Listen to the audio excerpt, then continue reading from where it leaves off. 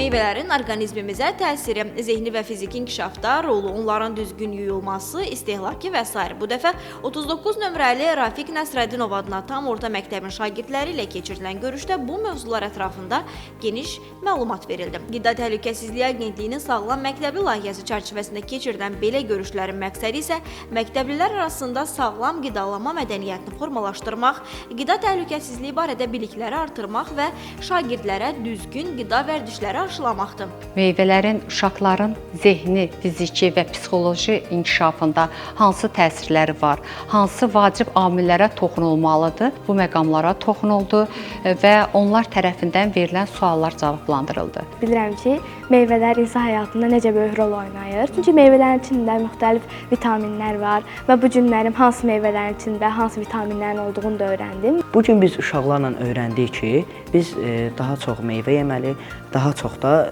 sağlam qidalanmalıyıq. Sağlam məktəbli layihəsi çərçivəsində şagirdlərlə görüşlər paytaxt məktəbləri ilə yanaşı region məktəblərində də keçirilir. Qeyd eləyək ki, AKTA ümumi təhsil müəssisələrində maarifləndirmə fəaliyyətlərini 2026-cı ildə də ardıcıl şəkildə davam etdirəcək.